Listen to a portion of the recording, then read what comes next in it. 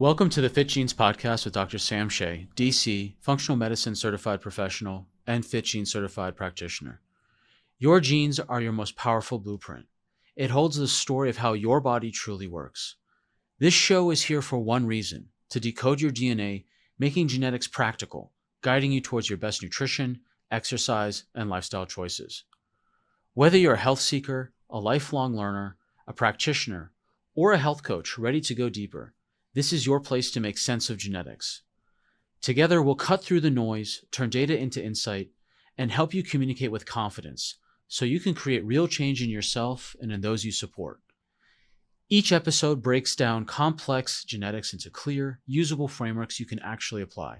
So stop guessing, start decoding, and let's dive into today's episode.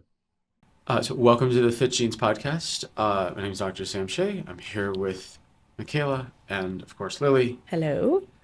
And what are we talking about today? Today we're talking about caffeine sensitivity. And I would love to know why we're talking about that. So caffeine is argued to be the most popular drug on the planet, maybe rivaled by alcohol, but it's the one that's just used by it's got the least amount of social stigma attached to it, and it's used by people of so many ages. I mean, I know I started coffee when I was 6 years old, and that was due to the severe insomnia I had growing up, that I actually needed coffee to stay awake in school. As kind of strange as that may sound, that's actually what happened. And when I was looking up some stats on coffee, I went to it's a website that I found, worldpopulationreview.com, and it talked about the amount of caffeine and its close cousin chocolate that's eaten per day. So in the USA, we for coffee, there was an average of 165 milligrams of caffeine a day and 5.9 ounces of chocolate. Now, some people may not know, but there's a chemical in chocolate called theobromine, which is almost identical to the structure of caffeine. It's just got one methyl group difference. A methyl group is a carbon and 3 hydrogens. And actually, when I was in organic chemistry class in college, in the organic chem lab, we distilled out caffeine crystals from tea leaves. And actually beautiful, like crystalline structures. Put them through like a rotovac and all sorts of really scary compounds to suck them out. Yeah. Like I think it was hexanes or benzenes, I can't remember. And caffeine is just everywhere. So in Europe, the average is 170 milligrams. Asia was 85. Australasia was 140. Worldwide was 135 on average.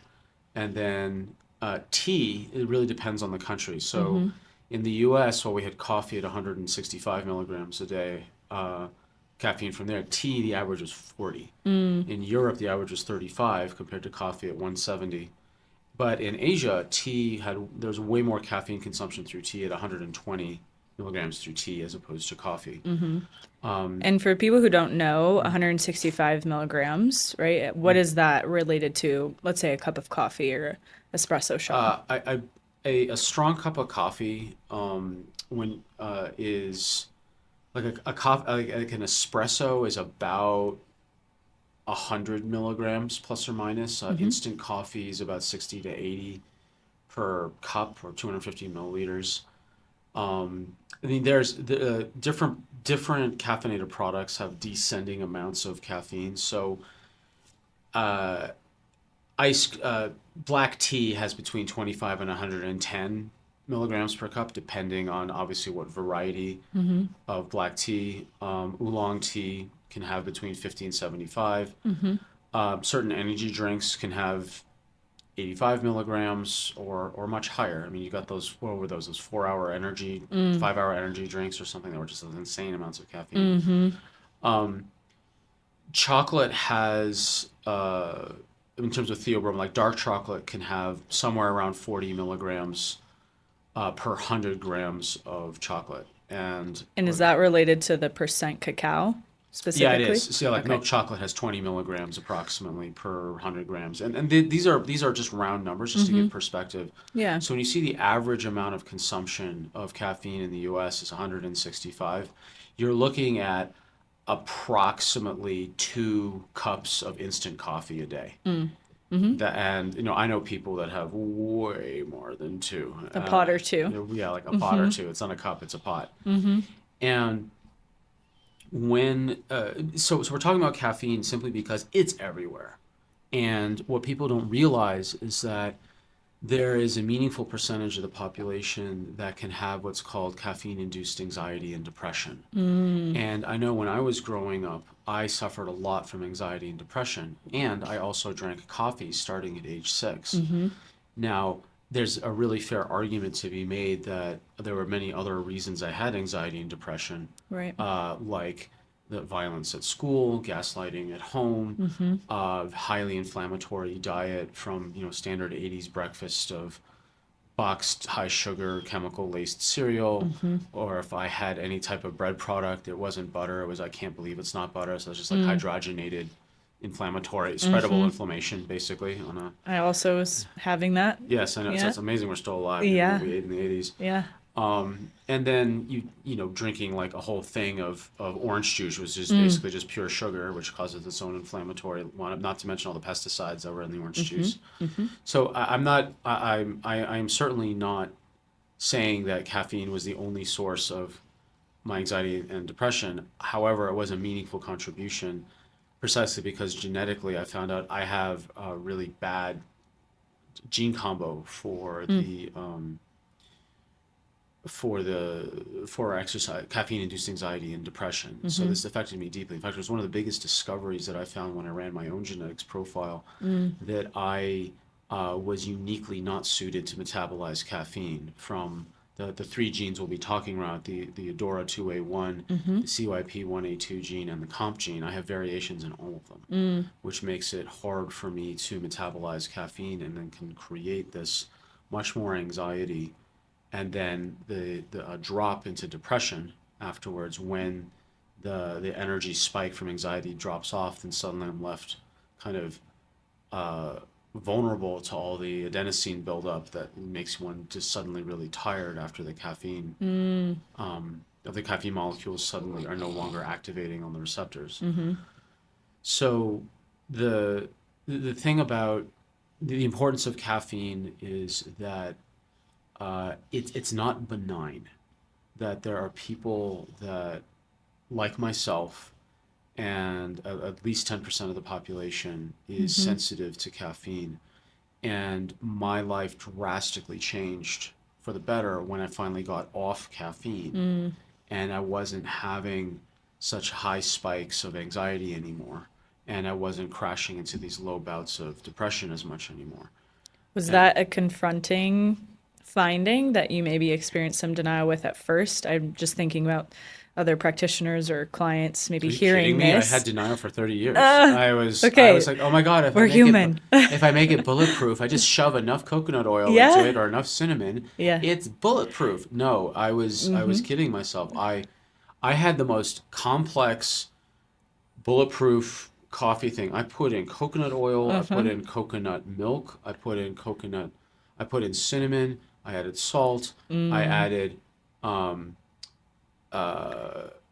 I added licorice root, dandelion, turmeric. Trying everything. I have a list written down somewhere. I had like 12 ingredients, and when I had the ratios perfect, it was tasted like ambrosia. You know, it was amazing. But there was like 12 things in it. But I had a lot of energy, but it was really anxiety. And I was just trying to convince myself, no, I'm making ketones. It's going to be great. Like, no, but I was just an anxious mess and deluding myself. And once I saw my genetics, I was like, oh, that's what's going on. Oh, okay. Oh, all right. I'm lying to myself. Yeah. And I've seen this happen when working with clients and they get their genetics test results back, and I say, look, this is your genetic reality. Yeah. Tell me about your experience with this, and then I get kind of a sheepish look, and Like, yeah, that tracks. So, and I like to say I'm a fan of reality. I would much rather know Yeah. that caffeine's not good for me than walk through life kidding myself and actually damaging my mood and affecting those around me and myself Yeah. in the name of some in the name of some like ideal that I should be able to drink coffee. Yeah. There's so much attached to caffeine or drinking coffee more than we realize. So it's really nice that you're sharing that. It just helps it be a little bit more relatable. Thanks. Yeah. Yeah. I thought It's Lily, hard. I thought Lily would help me make it relatable. It turns out it's confessing all my sins around coffee. Okay. Yeah. So there's a great, if people want a really fascinating book on coffee, it's called Uncommon Grounds. And Love that name. It's a great name, and it's a great book. It's like the history of coffee and how it changed the world. It changed politics. In fact, it's been argued that the American Revolution would not have happened without coffee, simply because there was a solidarity anti-British movement against British culture, and British culture had a lot of beer and tea, and so you had a lot of the people planning the revolutions meeting in coffee houses as opposed to beer halls. And so if you get more stuff done if you have caffeine in your system than you do despite the anxiety, as opposed to alcohol.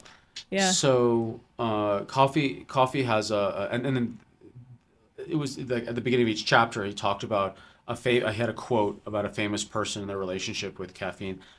I don't remember if it was like Beethoven or Mozart. I think he was probably Beethoven because he was so like regimented. There was I'm going to botch the number. It was something like he counted exactly 64 beans each morning for his coffee. Like it was just some super spectrum-y number. Yeah. And he listens to Beethoven. It's like, yeah, that tracks. Yeah. So coffee, I think everyone can agree, coffee is really, really important, and it's also deeply personal to me. This test really significantly improved the quality of my life, despite the. I love the flavor of coffee, and we'll get to solutions of like what to do if people have, struggles with these genetic combinations. Like there is hope. There are things that you can do. So. I think that's it on the background on coffee. Great. Yeah. Thanks for sharing. And I'm happy to dive in further to the various science-y technical components of the genetics related to caffeine and coffee sensitivity. Because this is caffeine, not just coffee. Yeah, it's caffeine. It's caffeine. You find caffeine in coffee, tea, and to a similar extent, chocolate. And so those are when we talk about in my head, sometimes I just kind of conflate coffee and caffeine because they're so intertwined. And obviously, there's decaf coffees out there, and the way you brew coffee will affect the caffeine level. So for the baristas and coffee experts, aficionados / snobs, I get it. Yeah. I'm being a little imprecise. You cannot be imprecise. Make a comment in the video. It only helps the algorithm, So go ahead and correct me in the algorithm. Yeah. And that's fine. Yeah. So so before we go into the science of everything, I just want to give us a quick primer on what is a gene. Yes, and please. That a gene is a recipe. So you think of the nucleus of your cell is like a city, and the nucleus of the cell is where you hold the DNA. And so like in a city there's a library.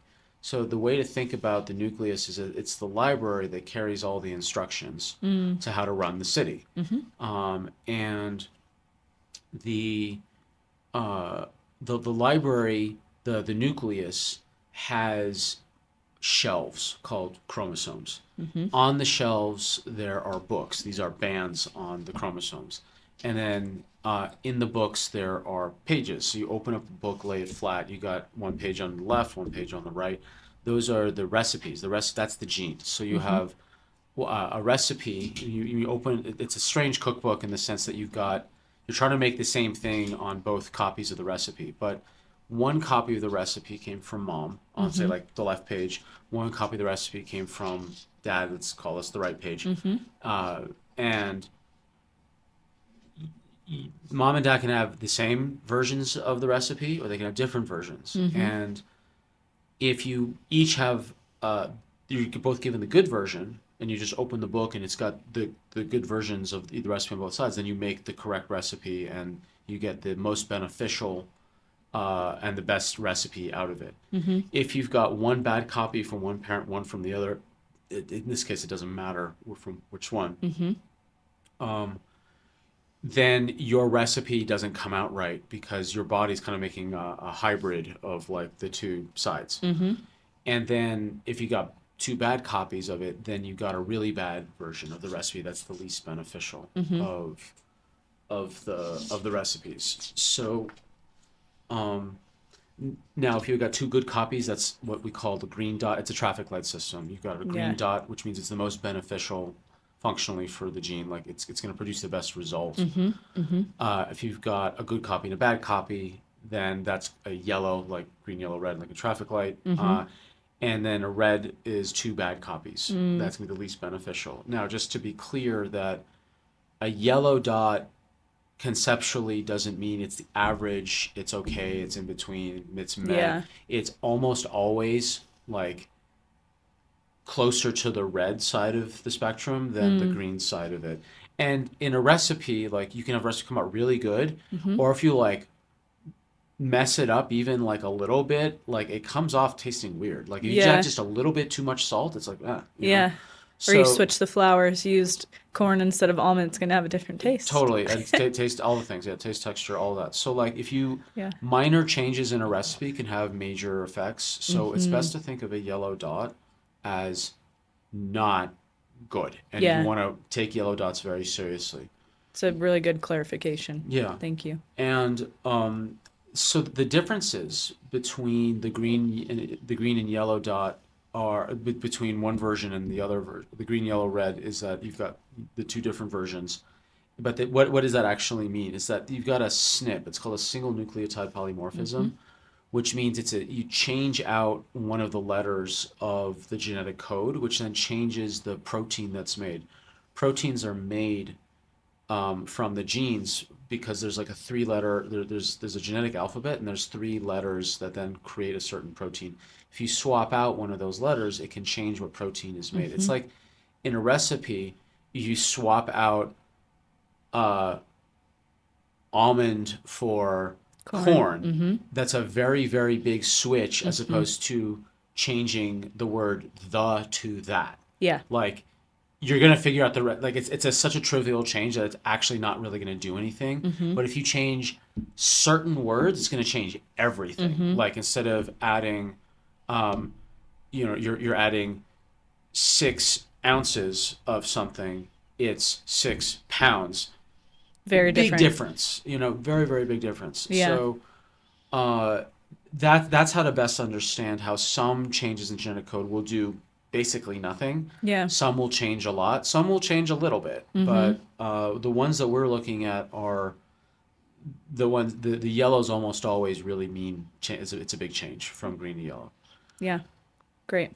Also, I wanted to ask, I know you interchangingly used good, bad, beneficial, those terms. So with a yellow versus a red, right, versus a green, sometimes in the genes that we're going to be looking at, a red doesn't necessarily mean bad, quote unquote. That's very rare. That's not, right. And I'll bring that up explicitly in the cases, but that's very rare. In this case, red is bad. Okay. And bad from a functional standpoint. Functional meaning that because we're drowning in caffeine, that red is really not going to be helpful for the average person simply because there's just so much caffeine floating around. There's a couple cases where green, yellow, red is not really about bad or worse. It's more just about designation because this is because it's been convention. Like when we talk about exercise in the future, the actin 3 gene, you've got green are sprinters, reds are more endurance, and yellows are biased towards sprinting but have a more mixed fiber type. And I'm not going to sit here and judge someone who's got a red dot and they're fitted for endurance, that they're a lesser athlete. than the green dot sprinters. It's just that they're more suited for a different type of sport. Right. So that it's not. I mean, it's bad if you're an endurance fiber type and you try to do sprinting. That's bad. Yeah, you're like, what the heck? and then it's equally bad if you're a sprinter fiber type and you try to do long distance. Yeah. So yeah. But in this case, it's bad. It's not beneficial. Okay. It's not good. The main genes that we're going to be talking about are the ADORA 2A1, and then the CYP1A2, and then the COMT gene. Now, COMT is usually not included in a conversation about caffeine, but I will here. And just to make it really easy to understand before getting a bit more granular, the way to think about the ADORA 2A1 gene is that your brain has, as you sound super dorky, sleepy buttons. I love it. Your brain has sleepy buttons. Those are the A2A receptors that normally help you calm down. And that's when the adenosine, which is a molecule that's accumulated as you're burning through ATP and you're just burning energy through the day. Adenosine it's kind of like a used up energy store. And then the adenosine will land on these buttons to tell you, okay, we got to like start think about resting because we're using up all of our energy. And if and variations on the gene means that if you've got a red or yellow dot, that means you've got more buttons to have to bind to bind to. So if you've got more buttons, that means that adenosine has more of an opportunity to make you more sleepy. But you've also got if you've got more caffeine, you're actually blocking the caffeine. The caffeine molecules jam the buttons, so you don't get the sleep signal.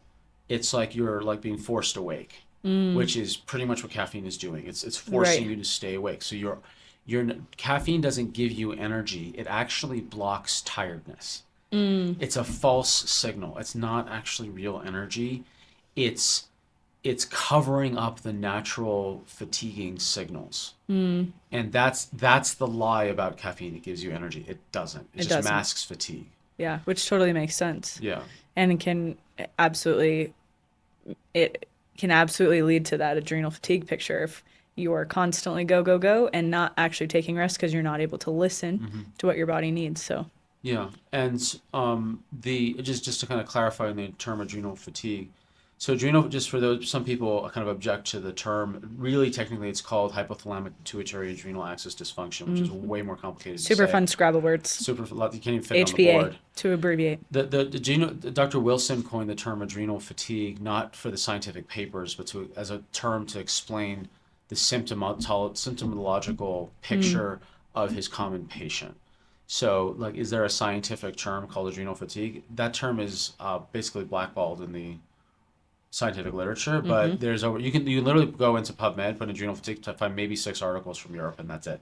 But if you put in hypothalamic pituitary adrenal axis dysfunction, you'll find thousands and thousands and thousands and thousands of articles. Of papers, yeah. It's just been a term that's been kind of negged. So it's not that the adrenals are tired, it's just that the signaling system to regulate how your body creates and breaks down and moderates your response to the adrenal hormones like cortisol and adrenaline, that's what gets dysregulated. And the picture can present as being very, very fatigued, which is where the term, quote, adrenal fatigue came from. And it's relevant to the discussion around coffee is because if drinking coffee drinking caffeine can really extend the amount of adrenaline and cortisol that's pumping through your system, and then that affects the feedback mechanisms to the adrenal glands to know how to regulate its endogenous production of cortisol and adrenaline. Yeah. So caffeine can screw up the normal feedback mechanisms, and that's where caffeine and the adrenals intersect. That makes sense. So with the ADORA 2A1 receptor, you have the more sleepy buttons you have, the more caffeine can falsely cover up your normal sleep signals. The CYP1A2 gene, this is the gene that's responsible for actually the first major step for detoxing caffeine itself. 95% of caffeine is detoxed with CYP1A2. So this is a phase 1 liver detox gene, and if you don't break down caffeine with CYP1A2, then the caffeine stays around longer in your system, like maybe doubling its duration. So the sleepy buttons stay jammed. And how long might that process be for some people? Well, 8-9 hours long. It can be longer for even some people. I mean, this is where you have the kind of rule of thumb where like don't have caffeine after 2:00 because it doesn't interfere with your sleep. Well, that is assuming a lot. That's assuming that you're not a red dot in CYP1A2 where you can be still feeling the effects of that cup of coffee up until like 6 a.m. in the next morning. Which is crazy. Which is challenging and unfortunate, and explains also one of the main contributors why I had trouble sleeping. So the way to think about it is like the CYP1A2 is like the liver cleanup crew, where it breaks down caffeine so it leaves your body. So the slow version of it, the yellow and red dots, caffeine can hang out for way more than 4 hours.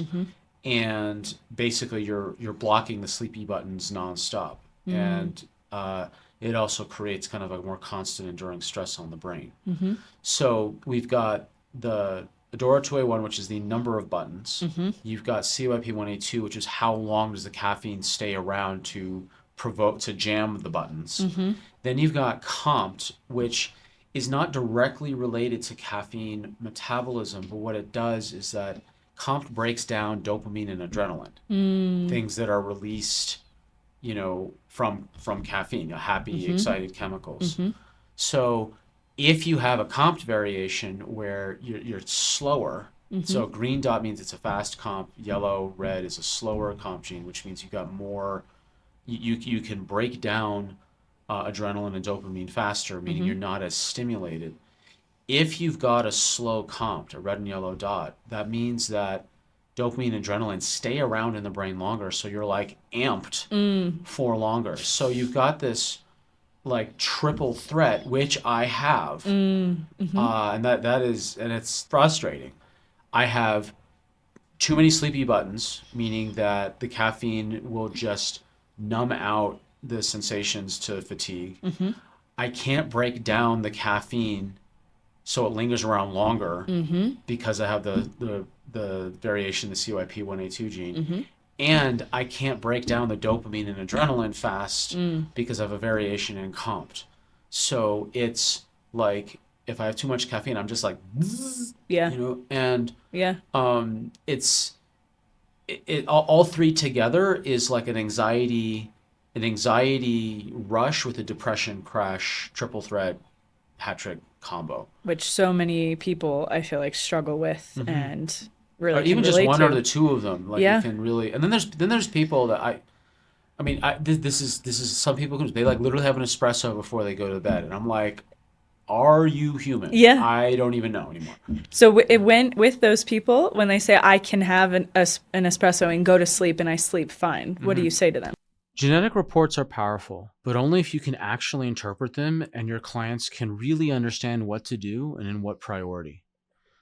If you're a health coach, clinician, or practitioner who feels buried in genetics pathways, complex list of SNPs, and jargon that never seems to end, you're not alone. At FitGenesUSA.com, we make genetics understandable and actionable. FitGenesUSA.com distills the complexity of genetics into practical frameworks that you can use the same day. Faster interpretation, clearer communication, and better outcomes, without spending hours lost in the weeds. Whether you're supporting weight loss, optimizing diet, hormone balance, digestion, inflammation, or getting to the underlying cause of chronic issues, genetic clarity can change everything. FitGenesUSA.com also provides a unique genetic carb tolerance report to help determine whether your clients are better suited to a keto, or paleo or Mediterranean or higher carb style diet. Make your practice stand out with this unique report. Save time and energy with clear, easy to read reports and upgrade your practice with precision genetics testing. Start now at fitgenesusa.com. Decode complexity, deliver results. I say one, I would love to see a sleep study. And yes, there's biometric devices, whether it's rings or watches or chest bands or their mattress, their smart mattress or whatever it is. I would love to see a sleep study about how they actually do. Yeah. And what would it be like if they didn't have coffee, to see if their deep sleep or their REM sleep was ever affected, or the duration or the number of wakings. I just simply don't know. And if I were to run their genetics test and I just saw green, then I would be much more inclined to believe them that they could tolerate an espresso. Now, some people maybe rightly think, well, wait, if they have an espresso, they're going to have some caffeine. It just means they break down caffeine faster and there's fewer buttons, but the caffeine is going to have an effect. Yes, and they've also built up adenosine all day, and they may have a really efficient way to clear them, and they also may be really sufficient in things like magnesium that makes the COMT gene work even faster to chew down whatever adrenaline dopamine that is spilled off from drinking that espresso. I don't know, but if there are all three greens, then for sure, then they're going to have a much easier time navigating caffeine no matter what time. Yeah. I mean, if I struggle with caffeine because I got variations across all three, then by just sheer logic, they're going to have an easier time. Right. Yeah. Doesn't mean that we're advocating for espresso before bed. No, we're definitely not advocating for that. I mean, but I get this question, or I hear flex, this a lot. Like it's a culinary flex, just like, I mean, it's kind of akin to like, I can smoke a cigarette and be fine. It's like, well, are you really fine? I mean, it may take 30 years to have an effect, but yeah. Are we going for just okay, optimal? What are we going for? Exactly. Yeah. All right, and so to bring all these together, right? All three of these, if you have the yellows and reds, it can be just a complete disaster. Yes, it can. So when we're looking at what to do if someone has this, so when we're looking at the when we're looking at the Adora 2A1 gene, there's a couple things that people can do, and first is, of course, actually be aware that you actually have the issue, and from a big picture perspective, one of the things that you should look at around any type of caffeine consumption is timing, volume, and quality. Because quality is huge. Yeah, it's massive. People who've got if people take caffeine too late in the day, and they've got variations in the gene that just extends the life of it, increases its effects, or you can't break down the byproducts. I mean, the what comes out of dopamine, adrenaline.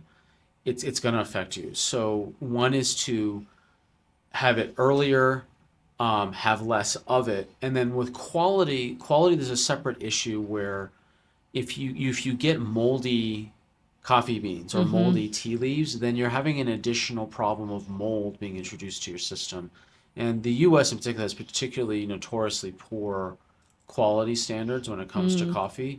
So that's why you see there's like at least a dozen or so mold tested coffee brands out there. People can just Google and find them.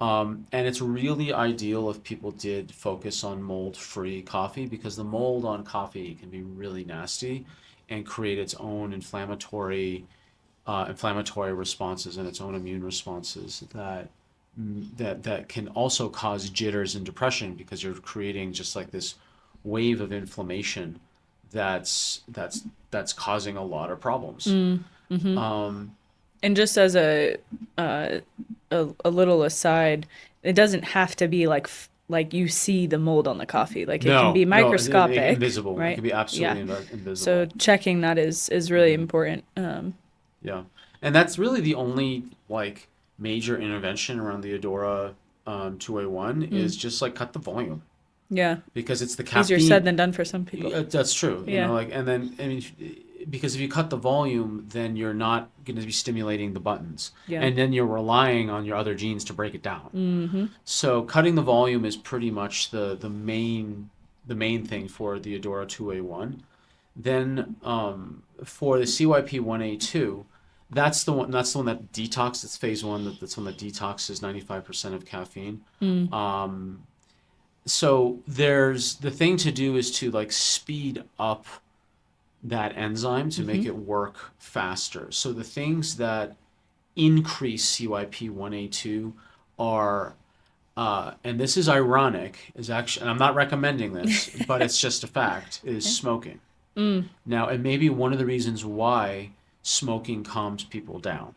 Now, there are better ways to do it, Right. but you know, Physiologically, this makes a sense. scientific fact is Yeah. a scientific fact, and I'm not gonna like avoid the fact that smoking has an effect on the body. Of course, it has an effect. People wouldn't do it if it didn't have an effect Right. on the body. Right. So I think one of the ways that smoking can calm people down, aside from stepping away from work, stepping away from stress, having a ritual, being outside, doing slower, deep breaths, even though you're breathing in questionable substances. Right. And yes, you're also stimulating the nicotinic receptors and there's other physiology. But one of the things it could be doing is actually dropping adrenaline because you're Clearing it more because you're quickly. clearing it. Because then you're clearing the caffeine rather that then would then stimulate then reduce the amount of adrenaline that's being stimulated. Other ways would be like cruciferous vegetables. So things like bok choy, broccoli, Brussels sprouts, cabbage, cauliflower, radish, rocket, wasabi. Though it's very, very hard to get actual wasabi in the States. If you listen to any sushi connoisseur, they're like, most of it is just Garbage. they're just ginger dyed green. Yeah. You know, mashed, you know, Yeah. so it's not actual real wasabi. Yeah. But, you know, just Beside the point. for the record. Yeah. Yeah. So you've got, what's interesting, that sulforaphane from broccoli sprout We love sulforaphane. doesn't actually impact CYP1A2. Oh, interesting. Does not. Okay. Does not. That's according to an article from 2009, Peterson. So there's different compounds in these cruciferous vegetables that are eliciting the effects. Yeah. There's a lot of stuff outside in of cruciferous sulforaphane. vegetables. Yeah, sulforaphane is just rightfully getting the spotlight these days, but there's plenty of other good things inside of it. Yeah. Which we'll talk about in other episodes. Totally. Now, other things that increase CYP1A2, which is again the thing that detoxes caffeine, that's DIM, diindol. I always screw this up. You've got Diindolylmethane. another DIM. Scrabble word. There we go. Yeah, That's why we there's say like dim. M's and L's and H's in there, and there's lots of points. Yeah. So, that's that's also in cruciferous vegetables. Soluble fiber also helps with CYP1A2, and then coffee, believe it or not, if it's more than 200 milligrams a day. Now that may be the body's like, okay, this is too much now. It always has feedback loops. Yeah, there's a feedback loop. Yeah, exactly. So I think that's and ironically, that actually may be if these people are having espressos all day and they have like a top one at night, maybe that's the one with a cigarette or something. Something, I don't know. Again, we're not advocating. Yeah, we're not. I mean, someone do a research paper on this. This is just, it's kind of messing with my head here. Yeah. So a couple of so that's what upregulates CYP1A2. Now there's things that inhibit it. So what inhibits, which means it slows the clearance, is grapefruit. Now, you may have heard that people on certain medications should not take grapefruit juice or grapefruit. This is why. Because the medications are standardized to have a specific range of clearance and if you eat a food that speeds up the clearance of the medication, then the effectiveness of the medication is going to be reduced because now you're removing it from circulation faster. Yeah. So this is where you see, I think it's like a lot of blood pressure meds. And so I think some cholesterol meds. Yeah, like this is where grapefruit becomes problematic for the particular population. Other things that slow clearance are, okay, no one uses this term except nerds, and this is another Scrabble word, just fair warning. Let's hear it. Apiaceous vegetables. Fantastic. Tell us what it is. I'm going to spell it. It's Apiaceous. That's a great new word. That's a great word. Apiaceous, and you will probably never use it. Points for anyone using that in conversation today. It's like, I'm going to punch my nerd card for the day. So these are carrots, celery, dill, parsley, parsnips, celeriac, and coriander. Most people are familiar with like carrots, celery, dill, and parsley. They will inhibit CYP1A2. So that means that caffeine will be slow. Caffeine won't be cleared as fast. And does it matter if it's consumed before the caffeine or after, or most people are not having parsley with their coffee? But don't threaten me with a good time. I'll try a little sprig of it in my mochaccino. So the I don't actually know, but just on first principles, caffeine takes like 20-30 minutes to kick in from drinking coffee. I don't know what the onset that the chemical, like the specific chemical is it's called a furanocoumarin. A furanocoumarin, I mean, it sounds like some sort of like specialized hot rod car, the furanocoumarin, 2026 edition. Yeah. And that's a special chemical that actually inhibits the CYP1A2. I don't know the time of onset to that actually hitting circulation and affecting things. And what's interesting, if you eat these types of vegetables with cruciferous, the apiaceous vegetables will actually override the upregulation of CYP1A2. So it's not a negated effect. Or like it doesn't cancel out to where then there is just no effect. It is no effect. One of the working theories is that the molecules in like the carrots and celery irreversibly inactivate the enzyme itself, CYP1A2. Interesting. So this is getting really nerdy about this, but basically, if you were to get super technical, then you would look at these list of foods: carrot, celery, dill, parsley, parsnip, celeriac, and coriander, and you would have them. If you were really trying to upregulate CYP1A2, you would avoid them just like you'd avoid grape juice. Yeah, at least probably 2 to 4 hours away. Or I don't actually know the timeline, but one meal to the next, I think, would be something at least reasonable from a practical standpoint. Okay. Then the last thing is COMT, and the COMT gene, again, it doesn't break down caffeine directly, but it does help break down its byproducts like dopamine and adrenaline. And one of the main things to increase COMT activity that will then help break down dopamine and adrenaline is magnesium. And magnesium, but any form. Absolutely. The magnesium that gets into the brain the fastest is magnesium threonate. And there's about a dozen or so types of magnesium. And magnesium threonate is threonine is an amino acid, and when you combine magnesium and threonine together, you get magnesium threonate. And threonine is a smaller amino acid, that's why it can cross the blood-brain barrier. You don't see magnesium tryptophanate, because tryptophanate is a massive molecule, relatively to the other amino acids. So magnesium threonate is the one that, like when I see people with COMT variations, red or yellow, I first look to magnesium threonate as the primary thing to support the COMT gene. And so, and it doesn't have to be just around caffeine. It's just someone who's just like generally jittery and anxious and activated and like hypervigilant, because they're not able to break down the adrenaline and dopamine as fast as other people. And just to clarify, can you tell us how the mechanism of action for the magnesium threonate? The magnesium is required for the enzyme COMT to work. Great, thank you for clarifying. The magnesium. So the way to think about minerals in general is that the enzyme is a machine made of proteins, but you need a computer chip to run the machine, and it's the mineral that's the computer chip. That makes sense. So, and this is why heavy metals are so problematic, because the heavy metals swap out for an inferior chip. So it's like, imagine trying to run a 2006 Mac computer with a 1996 Apple chip.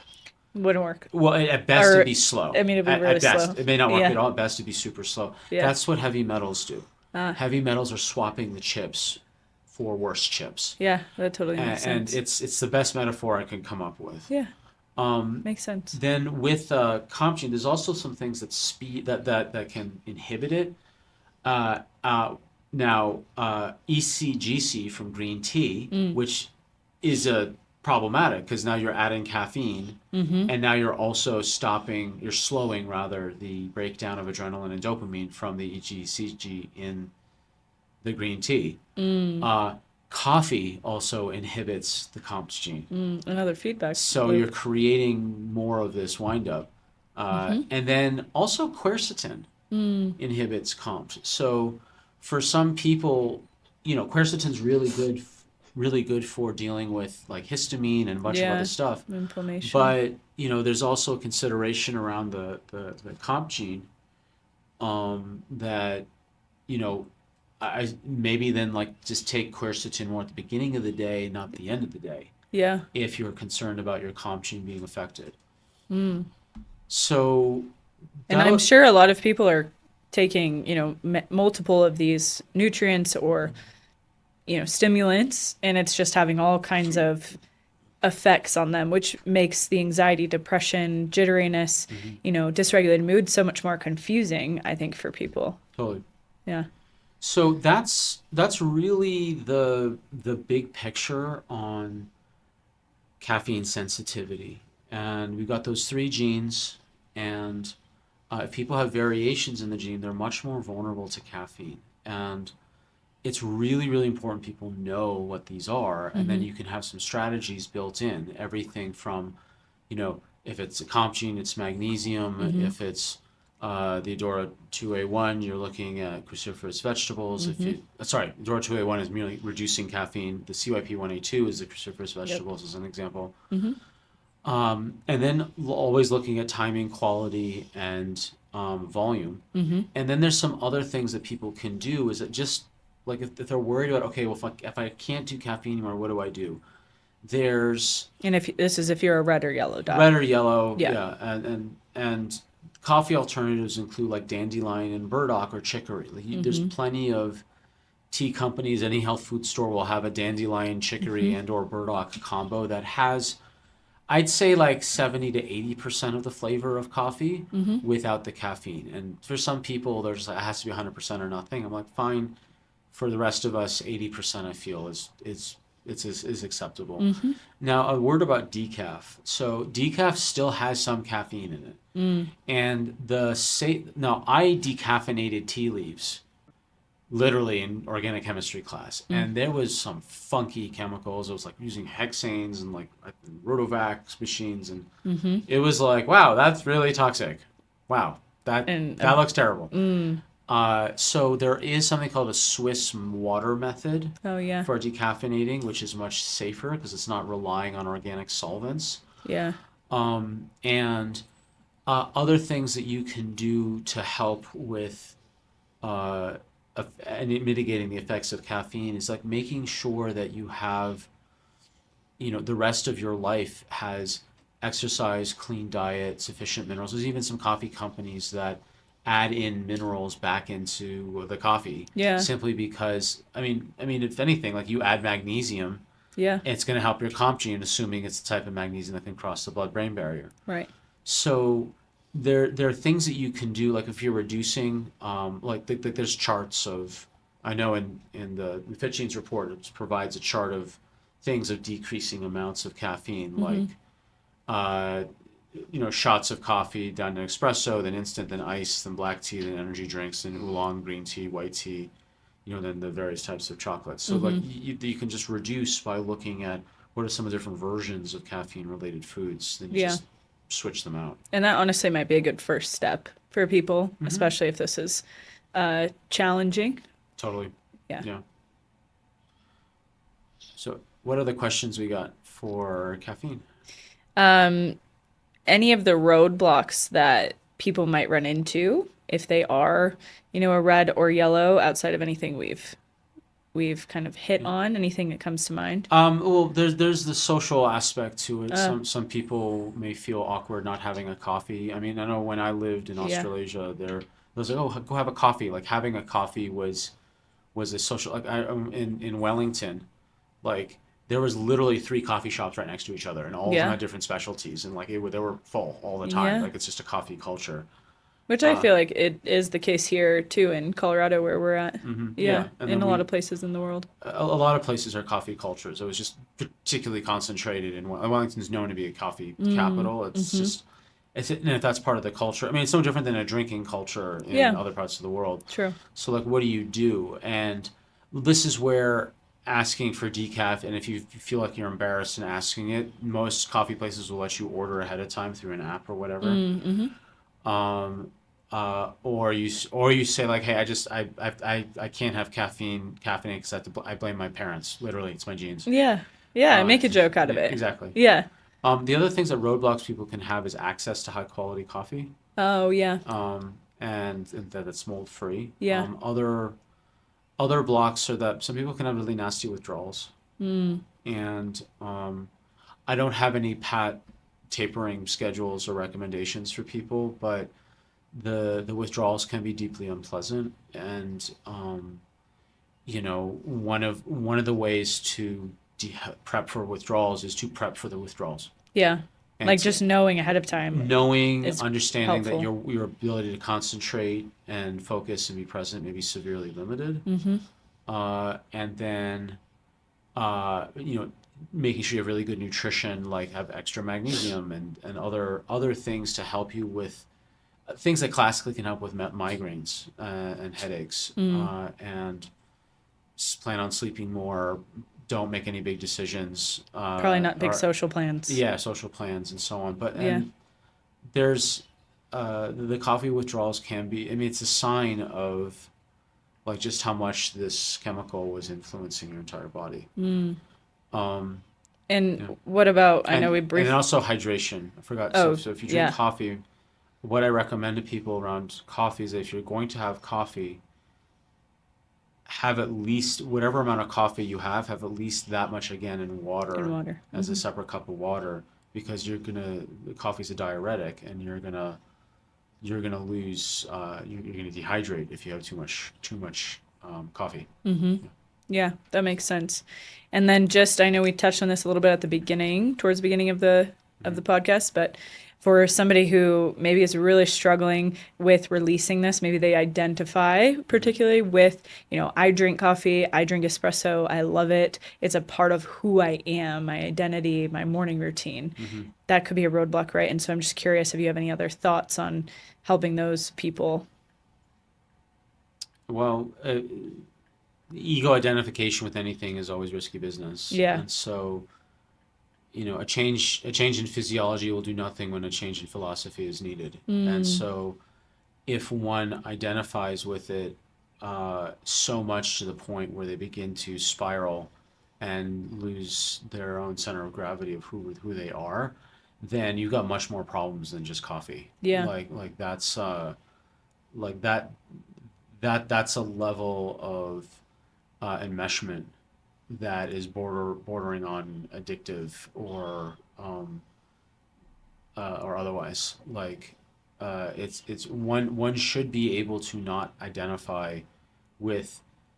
I mean, it's like you pick any diet. I'm a this, I'm a that, and if it's there's a difference between someone who's like, this is my identity versus I'm a person who happens to do this consistently. Yeah. That's a very big difference. Mm-hmm. Yeah. And coming from a loving place, right? Yeah, of course. Always. I'm also from a place of personal experience. Yeah, Having, you've gone having through really this. gone through the whole ego identification with foods and diets and all the rest of it. I don't say it from a place of judgment. I say it Right. from a place of like, yeah, I've been there, and it was not Hard. It was hard, and I didn't make a lot of friends that way. Yeah. Yeah. Yeah. I appreciate your honesty. Yeah. And it'll help a lot of people. Thank you. For the practitioners or the health nuts, anything further that you would guide them to resource-wise or information-wise on this topic? If you've been struggling with stubborn weight, low energy, inflammation, tried every diet, or just feeling off no matter what you try, there's a reason. Your body isn't broken, you've just never seen the map. The Fitgenes genetic blueprint and the Carb Choice Advanced Profiles give you clear, personalized roadmaps for your health based entirely on unique genetics. This isn't another diet, it's not guesswork, it's not a one-size-fits-all plan. With one simple cheek swab, you finally learn how your body is genetically predisposed to burn fat, handle carbs, detox, manage inflammation, balance hormones, recover from stress, and optimize energy. Instead of forcing your body into plans that don't work, you get a nutrition, exercise, lifestyle, and supplement strategy built precisely for your body, so you can feel more energy, drop inflammation, optimize your body shape, and feel amazing. To find the nearest Fitgenes practitioner near you, go to fitgenesusa.com. That's fitgenesusa.com. I mean, in the report is a one-page summary of what to do if there's a red and yellow dot. You know, the timing. I mean, it talks about timing, it talks about dosage, it talks about quality. It gives the list of the decreasing amounts of caffeine based on the type of drink that you're having, whether from espresso to decaf to tea or different types of tea, chocolate, etc. And then there's a whole note on alternatives to coffee like the burdock, chicory, dandelion, and then notes on decaf and recommending the Swiss water method. I mean, ultimately, like those are the main practical points. Yeah. Can you reduce the amount? Can you change the timing of the day? Can you get better quality? Can you change the types so there's less caffeine overall? Can you substitute? Like those are the big levers to pull with people. That makes sense. Yeah. So a few questions. What to do if someone was using caffeine to regulate bowel motility? Okay, so that's a fancy way of saying I use coffee to poop. Yeah. Okay, right. Okay, just make sure we're being technical here. Yeah, Okay. technical, and then we're going to talk about poop on here. I think we'll definitely be talking about poop at some point. So I think there's actually I've seen coffee mugs. I think that says "Coffee makes me poop." It's Yeah, the name of the, I've seen those. You've seen those. Yeah. Hi, does coffee make you poop? So many. Does it make you poop? Meh. So hey, baby.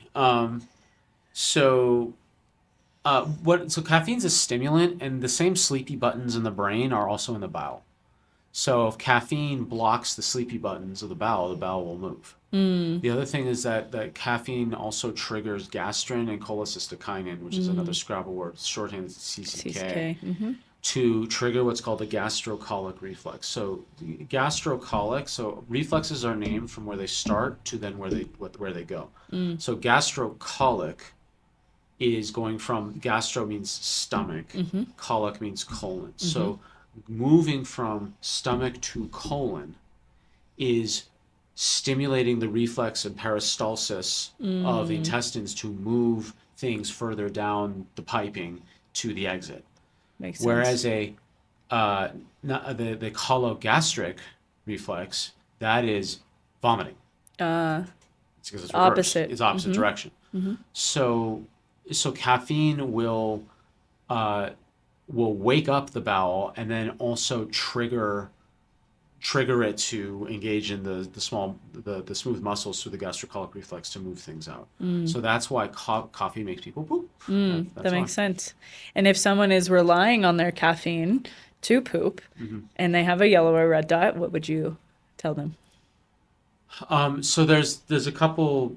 I can say quite a bit. I know. In short, so in short, if people are looking for, there's many reasons why people are constipated, and some of them like medications, some of them may be hidden infections that actually slow down the peristalsis. Some people may have insufficient fiber, contortions in their distortions in their gut. There's many like medical and non-medical reasons they're constipated. Yeah. Something as simple as dehydration, something as dangerous as an obstruction. So this is not a prescription for anyone who's constipated. This thing's going to fix it. It's acknowledging that constipation is a lot of different factors. And if people are from a more holistic standpoint, some of the things that can help with constipation, assuming there's not some pathological reasons for the obstruction, staying hydrated will help, for one, because it moistens the stool, but also if you wake up in the morning and drink a big glass of water, you will then stretch the stomach, which will trigger the gastrocolic reflex. So it will help move it, it'll stimulate the bowel to move, but also the fluid will help hydrate anything that's dry. Then the other thing you can do is when you're sitting on the toilet is to raise your feet up on, whether it's a cardboard box or the squatty potty. Squatty potty is the most famous for that. You can literally go to get a camping stool or a cardboard box from Amazon and just flip it upside down and just use it. Yeah. But raising your feet up will help putting your thighs against your belly, which will then actually change the way that the large intestine is shaped. It won't have as many corners to bank around. It'll actually become more like a circular tube with an exit at the bottom. So there's less for the poop to bank around. Yeah. So structurally you can do that. And then also ways to stimulate the vagus nerve will also trigger the peristalsis or the movement of the bowel towards the exit.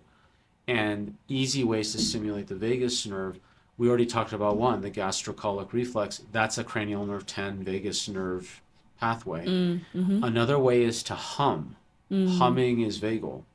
That's why singing can feel so good. The other thing that you can do is gently palm the eyes, just gentle, not poking the eye, but gentle palm pressure, because palming the eye will trigger what's called the oculocardiac reflex, though I would say, because it's triggering the vagus nerve, and we actually did this in neurology class, where you'd put a pulse ox on the finger, and you'd watch the beats per minute drop by about 5 to 10 beats per minute, palming the eye. It's so simple. It's Anyone very simple. Can do it. Yeah. And I would have called it the oculogastric reflex, because oculocolic reflex. I'd love to talk about its peristalsis of the intestines. So one thing that can be done to kind of stack them all together to make a poop stack is waking up. Pun intended. Absolutely intended. To make a poop stack, TM. To make a poop stack, you wake up, drink a big thing of water, then sit on the toilet with your feet raised while palming your eyes and humming. Amazing. All at the same, all doing that. And yeah, it can look dorky, but you're in the bathroom alone. Nobody's no around. one cares. Yeah. So just, and if anything, the sound you humming is going to help its benefit. Yeah, like. Is there a song? No, I don't recommend a specific song. Just whatever comes to mind in that moment. Yeah, so that's how you make it. Come for the coffee talks, stay for the poop stack. Yeah, the poop will always find its way into the conversation. So thank you for answering, as I have had a lot of conversations and a lot of clients, right, who utilize this as a tool. So these are some other non-caffeinated tools that people can use. Totally. And then another question, people are using caffeine and stimulants a lot of the time for performance and for being able to have enough energy to do their workout, right? Or juice their muscles, strength and all that. I mean, what was that stack? I know I heard Tim Ferriss talk about it. It was like caffeine, ephedra, and something else that gave him massive sinus infections or whatever. Yeah. But it was like what wrestlers did to cut weight or lift stronger. I can't remember which. Yeah. But yeah, caffeine has been used in a lot of, air quotes, performance enhancing combos. Ways, yeah. So if someone has a difficult time exerting or obtaining the energy required to do their workout, if they're a yellow or red dot and are going to steer away from these sort of stimulants, what other things can they do? Because this is very common. Yeah, so we'll have a very extended or several conversation on exercise genes in the near future. So Yeah, very excited about that. yeah, this I'm very excited about it. But there's a Yeah. lot that's super helpful, and so we'll have a more of an extended conversation and exercise as a whole then. Okay. But if someone is air quotes needing caffeine to keep themselves going in the gym, Mm-hmm. I would then question why are you needing caffeine in the first place? Yeah. Since like, okay, if you don't have the energy for the workouts you're doing, here's just a partial list of questions I would be asking. One, are you exercising too much? Mm. Uh, and do you Yes, need 6 or 7 days in yeah, a row is that considered that too much. it's considered too much, especially when you look at the genes and people's Yeah. capacity for some people with collagen genes may be too weak and they're getting injured or inflamed, or their Mm-hmm. inflammatory genes are overactive and they're getting hyperinflamed, or they're doing the wrong type of exercise for the wrong fiber type. Yeah. And that those can all be reasons. That's just a little preview. That's a tiny, very tiny preview. Very tiny I preview. would also but check okay. other basic things like, are you hydrated?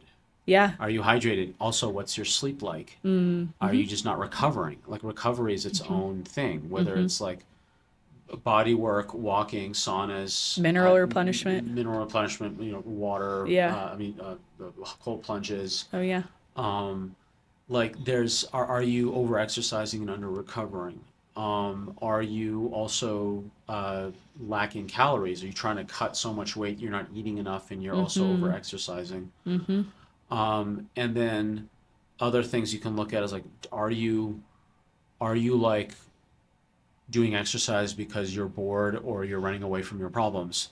Mm. And eventually, like the cycle, running from the darkness can only run so far in the gym. Yeah.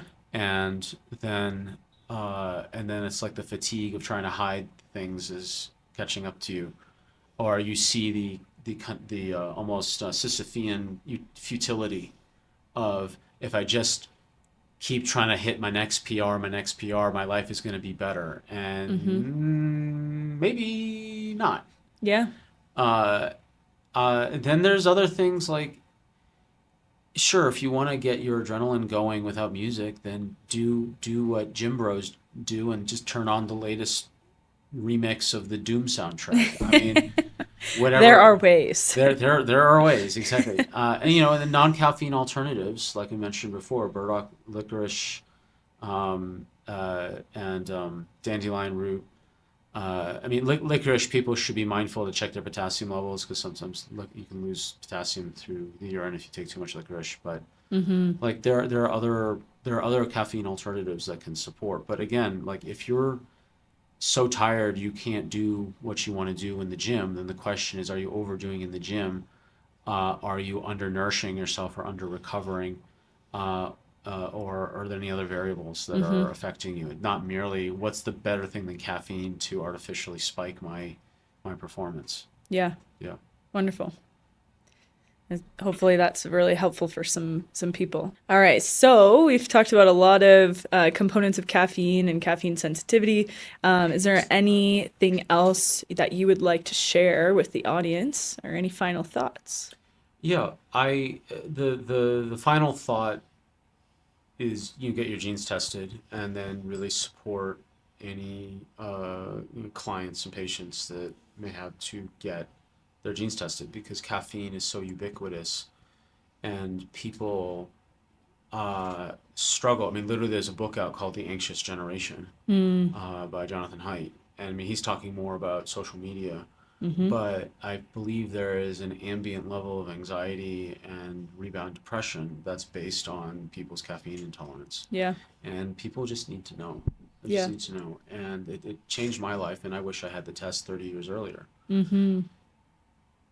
Other thing I'll say is that we're, as of this recording in 2026, this is 2026, it's not 1986. Yeah. There are so many wonderful, healthier alternatives Yeah. to, Folgers these days. And that it's you're not going to be cursed to a flavorless, lack of energy set of options for you when you wake up in the morning. Mm-hmm. The other thing that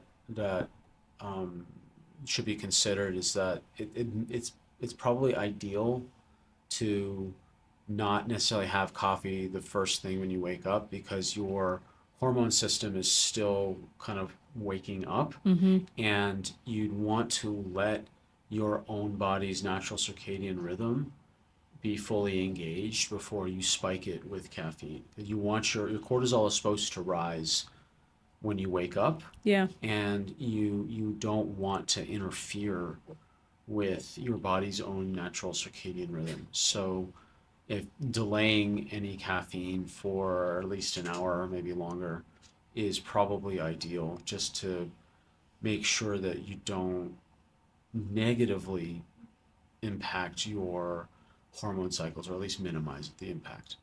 Great. Thank you so much. All right. Thank you, Mikayla. And thank you, Lily. Yeah. Thank you, Lily. Great co-host. Thanks for listening to the Fitgenes podcast. If you're a practitioner or certified health coach or clinician, visit fitgenesusa.com to confidently bring genetics into your practice and improve your clients' outcomes. If you're a health seeker or lifelong learner or biohacker, go to fitgenesusa.com to find the nearest Fitgenes practitioner near you. If you got value from today's episode, please subscribe, share, and leave a review. Every 5-star rating helps others find this show and unlock the power of their own genetic blueprint. Until next time, remember, genetics doesn't have to be complicated. It just needs the right blueprint.